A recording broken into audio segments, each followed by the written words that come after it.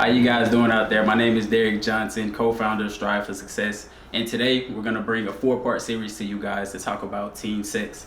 Today I have the pleasure of being with the radiant Paris Stewart. Thank you for joining me today. No problem. It's a pleasure. How you feeling? I'm feeling good. How are you? I'm good. I'm great. The energy is high.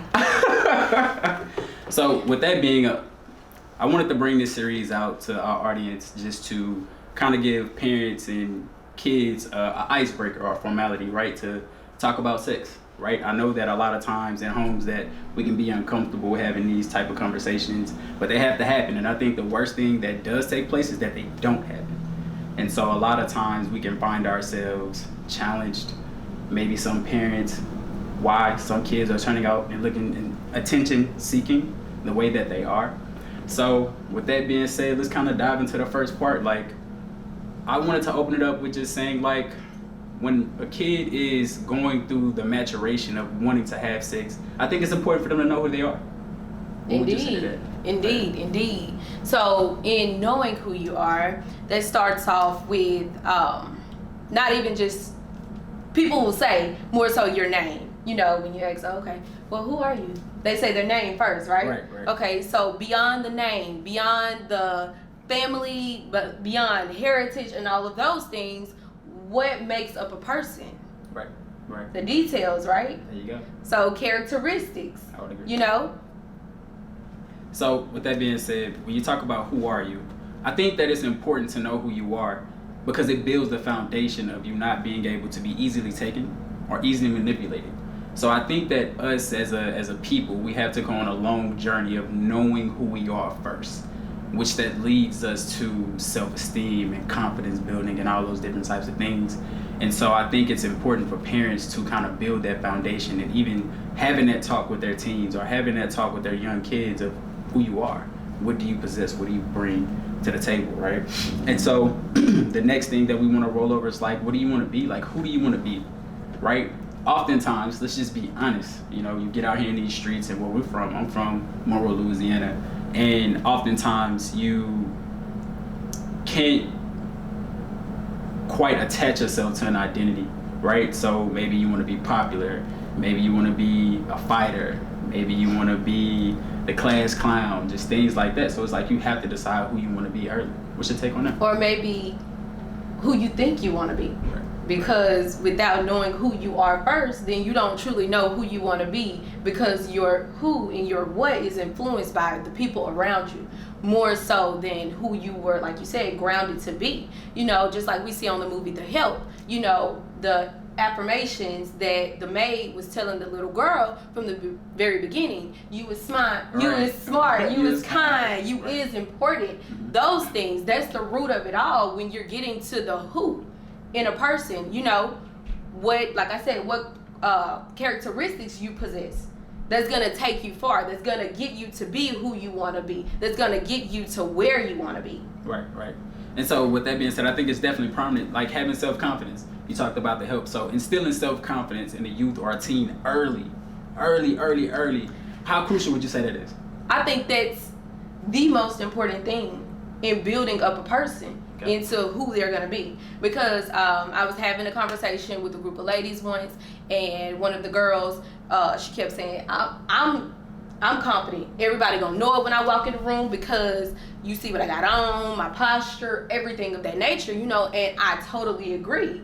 How you enter the room, that's gonna pronounce who you are, you know. But also going back to the things on the inside.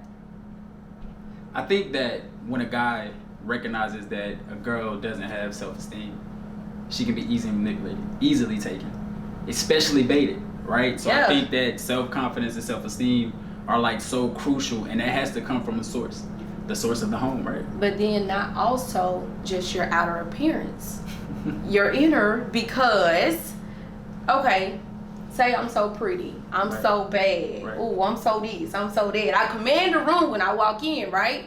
But when I get who I thought I was looking for, they can still manipulate me. They can still tell me anything. They can still get me to do whatever they want me to do because I don't love what's inside, right?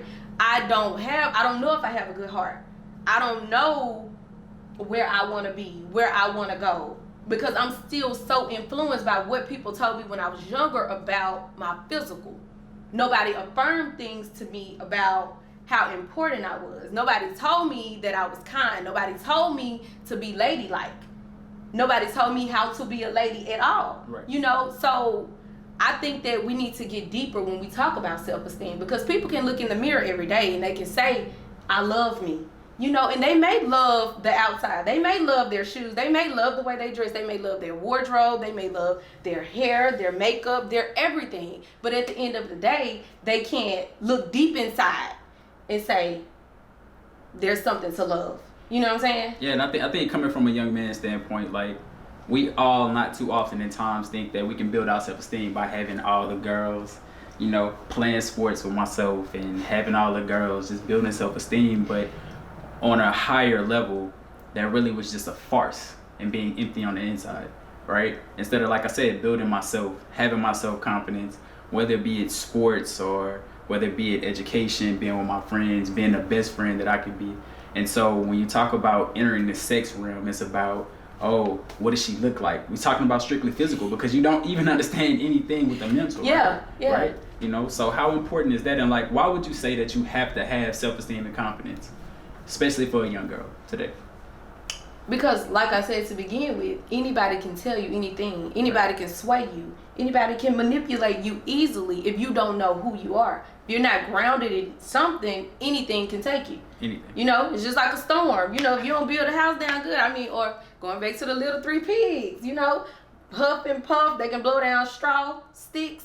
But when you have that brick foundation and you know who you are without a shadow of a doubt, you know, you're going to look at yourself and you're going to say, okay, well, I know I'm worthy of this. You know, I know I'm worthy of that. I know I'm valuable in this way. And he's not treating me like that. There you go. You know, he playing with me. He doing whatever he want to do. He think that at the end of the day, he just going to come back to me. You know, nah. Right. But that's the misconception. I see a lot, not even younger girls, but even older women older than me, they tend to place the value of a relationship on a man. The man is the prize more so. You know, well, he always come back to me. He know where home is. He can't leave me alone. When in reality, it's not he can't leave you alone. You won't make him. And I think that's, we got to be careful with the microcosms of using sex as a tool or weaponizing sex, right? When you're young, I think that you really don't understand the detriment that you're doing to yourself and your inner self, because you're using sex as a tool, you're weaponizing it. Also for young boys, you know? And so you get a girl to like you, but you get her to like you off the physical, not the mental, right? And when you don't know who you are, to put that on top of being with a person in the physical, I don't think that it resonates for a healthy foundation going forward. It doesn't. It really, really doesn't. Because Frederick Douglass quoted, it is easier to build young children than to repair or heal broken people, right? I couldn't agree more. What is that saying, right? So love, right? Love should be spreaded. Love should be given in a household. Love should be taught. Love should be shown with the actions, right? So, I mean, how important is it when you talk to someone, or when I was younger, I would ask, what is love? Mm-hmm. What is love to you? Because what I define as love, you may define what love is different. Right. What do you say to that? Because here you go, back to women and men, where we stuck on. Some women, they equate love to being aggressive. Okay. If he don't beat me up, he don't love me. Wow. If he don't grab me by my collar and tell me come on, he don't love me. And that's what love looked like to them, because growing up, that's what love, that's how they were shown love. Tough love, as one would identify it as. You know, but then here with me as being a parent, you know, my love with my children is me apologizing. Wow. You know, me letting them know that mommy is human too. You know, and I can be checked too. That's what love looks like for me with my kids, and how I push it to the world, to other people as well. Holding them accountable. All of those things, I think they all tie into what I used to always say, what I used to go back to when I was young, 15, 16, you know, and guys trying to tell me things to sway me, you know, for my virginity, because I was one of the few that was still holding it down after a while, you know, and they, oh, I love you. And that was always something I would ask them. So what is love? You know, what does it mean to you? And then here I go, I'm using the Bible. So the Bible say, love is kind, love is patient. Would you be patient with this, that? I'm talking about, I'm going in, because this is me weaponizing that, because I know that they don't understand it. I know that they're just telling me anything, but in reality, I didn't know either, because I didn't know myself at that time either. Right. So going back, if you could reflect on it, you would say that waiting and holding out is powerful. Hell yeah! And I mean, not even just going back, but even now, before I got into the situation that I was in, dealing with men, they would always try to put their money at the forefront, because I guess I looked like a woman who needed to be taken care of, right?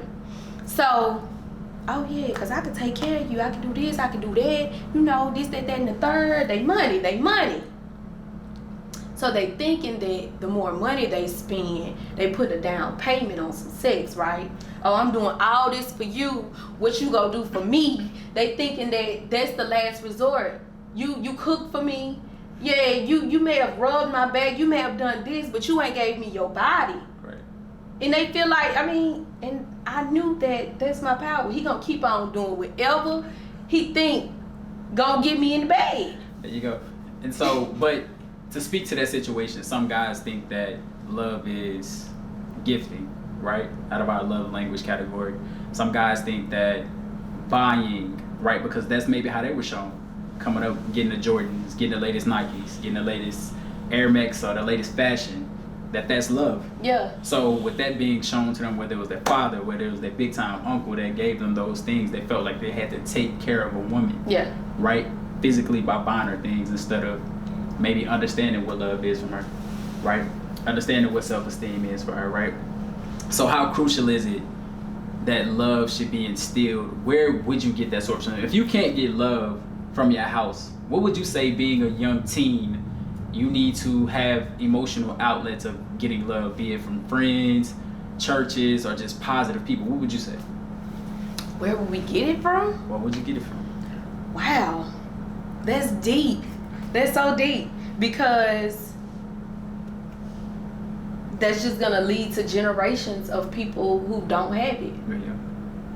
If you don't get it from home, if you don't get it from your grandmother, if you don't get it from someone at a younger age, you're gonna continuously misconstrue what it is all of your life, until hopefully you meet somebody who does know what it is and who don't mind helping you, who want to help you, who want to grow you with no motives to get anything else, then that's when you would actually get a clearer picture of what it is. But until then, it'll just be misconstrued. It'll be something that people just throw around. It'll be something that people just make their own and say whatever about.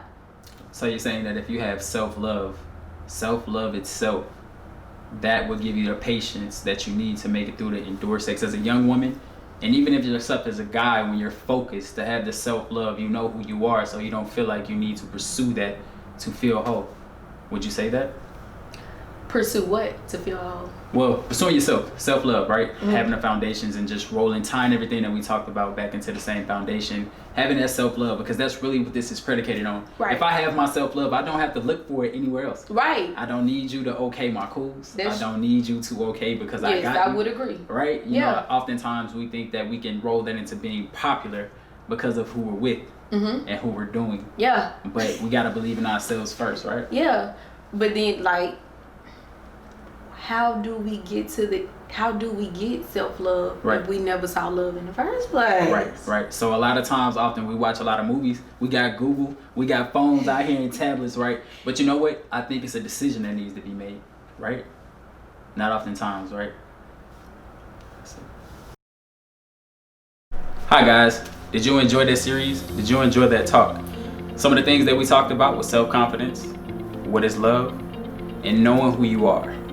For more, like, subscribe, and share, and we'll be back at you guys with the second part series. Chime in.